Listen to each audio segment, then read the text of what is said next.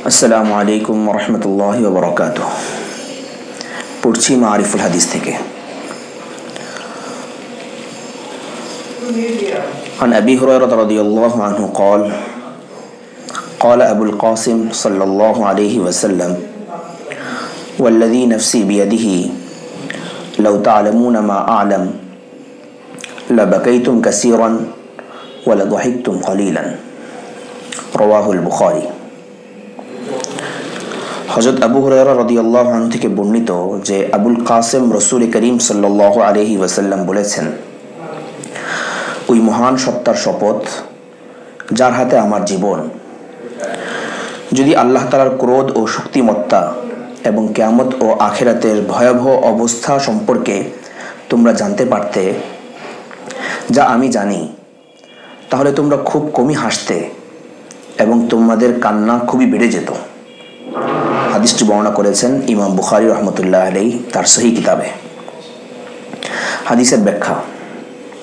হাদিসটির মর্ম এই যে আল্লাহ তাআলার মাহাত্ম্য, তার ক্রোধ ও প্রভাব এবং কিয়ামত ও আখিরাতের ভয়াবহ পরিস্থিতির এবং অবস্থা সম্পর্কে আমার যা জানা আছে, অর্থাৎ রাসূল করিম সাল্লাল্লাহু আলাইহি ওয়াসাল্লামের যা জানা আছে, এবং আল্লাহ তাআলা আমার সামনে অর্থাৎ রাসূল করিম সাল্লাল্লাহু আলাইহি ওয়াসাল্লামের সামনে যা উন্মুক্ত করে দিয়েছেন, এই বিষয়ে সম্যক জ্ঞান যদি তোমরাও লাভ করো, অর্থাৎ পৃথিবীর অন্যান্য মানুষও যদি এই বিষয়ে সম্যক জ্ঞান লাভ করে,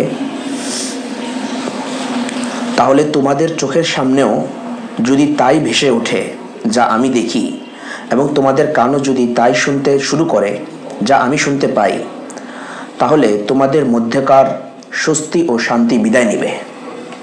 অর্থাৎ একজন সাধারণ মানুষ সে স্বস্তি এবং শান্তিতে থাকতে পারবে না।